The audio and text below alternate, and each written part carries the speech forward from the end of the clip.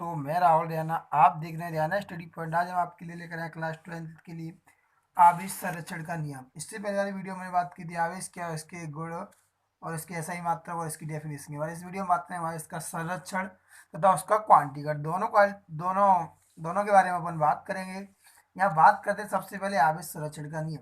आवेश संरक्षण का नियम, इस नियम अनुसार ये नियम क्या कहता है, किसी वियुक्त, यहाँ से देखेंगे, किसी वियुक्त अथवा पृथकृत, किसी वियुक्त अथवा पृथकृत, वियुक्त या पृथकृत का मतलब ये हुआ दोस्तों कि सिंगल सिस्टम या अकेला सिस्टम हो, अकेला निकाय का कुल आवेश संरक्षित रहता है। इसका हमेशा कुल आवेश कैसा रहेगा, संरक्षित या कंजर्व रहता है। अर्थात इसको अपन ऐसे ही बोल सकते हैं, आवेश को ना तो उत्पन्न किया जा सकता है और ना ही नष्ट किया जा सकता है। आवेश को ना तो अपन उत्पन्न कर सकते हैं और ना ही नष्ट कर सकते हैं, जबकि इसको विभिन्न तरीके से विभिन्न समूहों में बांट सकते हैं या परिलक्षित हो सकता है। इसको विभिन्न तरीके से भिन्न भिन्न रूपों में अपन देख सकते हैं, लेकिन इसको नष्ट या उत्पन्न नहीं कर सकते। फॉर एग्जाम्पल के लिए अपन बात करें वन प्रोटॉन की, ये यहाँ से अपन ने लिया, ये 0 लिया है, ये न्यूट्रॉन के लिए, इलेक्ट्रॉन के लिए। आपको बताया न्यूट्रॉन पर चार्ज 0 होता है, प्रोटॉन पर प्लस का 1 और इलेक्ट्रॉन पर माइनस का। ये अपन इसके लिए बनाइए 1p1 जी, ये क्या 0 n1 जी 1e0, ये ऊपर रहता है दोस्तों इसका एटॉमिक नंबर, ये नीचे रहता है इसका चार्ज। चार्ज 0 इस पर होगा, इस पर 1, इस पर -1। यही अपन ने यहाँ पर लिया है 0n1। ये इसके एग्जाम्पल के रूप में अपन लिख सकते हैं। इसके एक सेकंड नंबर में बात करें एग्जाम्पल, इसके एक एग्जाम्पल और भी हो सकता है। फोटोन स्वतः, जो फोटोन नाम का प्रकाश का एक कण होता है, वो स्वतः विघटित या टूट कर इलेक्ट्रॉन तथा पॉजिट्रॉन का कणों का युग्म उत्पन्न करता है। इस घटना में आपको ये भी एक एग्जाम्पल है। इस घटना में भी आवेश संरक्षित रहता है। देखिए ये फोटोन है भाई, ये फोटोन है, ये E बराबर h म्यू, यहाँ पर E है जो फोटोन की ऊर्जा होती है, एनर्जी।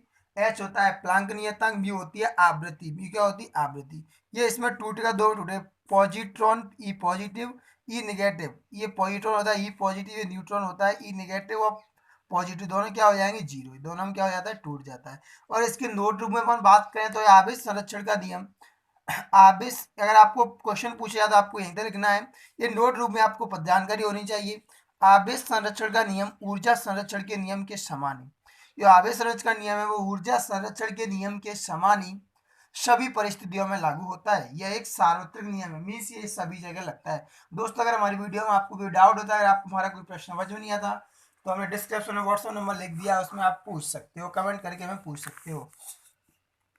अब नेक्स्ट बात करते हैं अपन आवेश के क्वांटिकट की। किसकी बात करें, आवेश के क्वांटिकट। ये भी एक आवेश का गुण है। किसी एक वस्तु से, कोई भी एक वस्तु से दूसरी वस्तु पर आवेश का स्थानांतरण मीन्स ट्रांसफर, आवेश ट्रांसफर हो जब एक निश्चित व न्यूनतम आवेश के पूर्ण गज के रूप में होता है। किसी एक वस्तु से दूसरी वस्तु पर आवेश का स्थानांतरण एक निश्चित व न्यूनतम आवेश के पूर्ण गज में होता है। मीन निश्चित मीन्स हुआ, एक निश्चित होगा आपका 1 2 3 4 5, ऐसे नहीं होगा 2.8 3.9 1.5, पॉइंट में कुछ नहीं हुआ, सीधा का सीधा एक पूर्ण नंबर होगा। इस निश्चित व न्यूनतम आवेश को, ये जो निश्चित व न्यूनतम आवेश होता है, इसे अपन आवेश का क्वांटा कहते हैं। इसे अपन क्या बोलते हैं, आवेश का क्वांटा बोलते हैं। अर्थात इसके लिए एक फॉर्मूला होता है Q equal to n e. इसे अपन क्या बोलते हैं, Q equal to n e, जहाँ पर n होता है इलेक्ट्रॉनों की संख्या, नंबर ऑफ इलेक्ट्रॉन ये होता है यहाँ पर इलेक्ट्रॉनिक आवेश। अब अपन इसको प्रूफ करने की थोड़ी सी बात करें, आपको कोई पूछता है कि आप Q बराबर एन ई कैसे प्रूफ कर सकते, देखिए दोस्तों, जो Q equal to n e, अपन नंबर फर्स्ट ले, नंबर ऑफ इलेक्ट्रॉन, ये हमने लिया है नंबर ऑफ इलेक्ट्रॉनों की संख्या, ये लिया है चार्ज। एक इलेक्ट्रॉन है तो इस पर चार्ज कितना होगा, 1 इंटू 1.6 इंटू 10⁻⁹ मतलब 1 के लिए। 2 के लिए कितना होगा, 2 इंटू 2 का मल्टीप्लाई करते हैं, इसमें 2 का मल्टीप्लाई किया तो कितना आएगा, 3.2 इंटू 10⁻⁹। 3 का मल्टीप्लाई किया तो कितना आएगा, 3 का मल्टीप्लाई 1.6 इंटू 10⁻⁹ कितना आएगा, 4.8 10⁻⁹। इसी प्रकार हम 4 का करते हैं, 5 का करते हैं, इस नंबर वाइज चलते रहे। तो लास्ट में हमने एक नंबर मान लिया है, क्या मान लिया दोस्तों, n मान लिया है। n का मल्टीप्लाई इससे करें 1.6 इंटू 10⁻⁹ से, तो ये 1.6 इंटू 10⁻⁹ किसकी वैल्यू है, स्मॉल ई की। तो q इक्वल टू क्या हो जाएगा, एन ई, क्या हो जाएगा, एन। ये इसका एक बेसिक फॉर्मूला होता है, q equal to n e. दोस्तों, अगर हमने अगर आपको हमारा ये क्वांटिटी का सिद्धांत समझ में नहीं आता है तो हमने इसके लिए एक लैंग्वेज और बना के रखी, उस लैंग्वेज में देखिए आप क्या कहता है वो, उस लैंग्वेज से आप उससे उससे भी तैयार कर सकते हो। देखिए इस वीडियो में क्या है, इस लैंग्वेज ये लैंग्वेज क्या कहती है, आवेश के क्वांटिटी, ये भी एक डेफिनेशन, आवेश के क्वांटीकरण के अनुसार, आवेश का जो क्वांटीकरण है उसके अनुसार किसी भी वस्तु पर उपस्थित आवेश, प्रत्येक वस्तु पर उपस्थित आवेश की मात्रा हमेशा इलेक्ट्रॉनिक आवेश, इलेक्ट्रॉनिक आवेश होता है ई, उसकी पूर्ण गुणज होती है, इलेक्ट्रॉन आवेश की पूर्ण गुणज होती है। अर्थात आवेश को अनिश्चित रूप से विभाजित नहीं किया जा सकता। अनिश्चित रूप का उद्देश्य ये हुआ कि आवेश को पॉइंट वाइज कभी विभाजित नहीं किया जाता। फॉर एग्जाम्पल जैसे 1.8 2.9 ऐसा कभी आवेश नहीं होता है, या तो 1 2 3 4 में एक इंटीजर में ही होगा, पूर्णांक में होगा। क्यू इक्वल टू यहाँ पर क्या होता है प्लस माइनस एन ई, क्या होगा प्लस माइनस एन, इसे अपन क्या बोलते हैं फॉर्मूला। दोस्तों ये बेसिक फॉर्मूला है क्वांटीकरण का आवेश के लिए, आपको प्रत्येक छात्र को याद होना चाहिए क्योंकि इस पे बेस्ड अपन कई सारे न्यूमेरिकल सॉल्व करेंगे।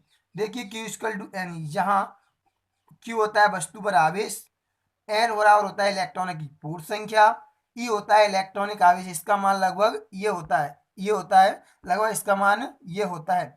अब कार्य की बात करें तो किसी पदार्थ, जो क्वांटिकरण है उसका कार्य में बता देता हूँ थोड़ा सा। और दोस्तों अगर आपको हमारी वीडियो अच्छी है चैनल को सब्सक्राइब करें, इससे आने वाली वीडियो का हर नया नोटिफिकेशन आपको सबसे पहले प्राप्त हो। आप जुड़े रहिए, हम इसमें 12th क्लास की वीडियो, जब तक लॉकडाउन रहता है तब तक हम 12th क्लास के फिजिक्स के छात्रों के लिए और 10th क्लास के साइंस की वीडियो हम चैप्टर वाइज प्रश्न वाइज क्वेश्चन वाइज बनाते रहेंगे।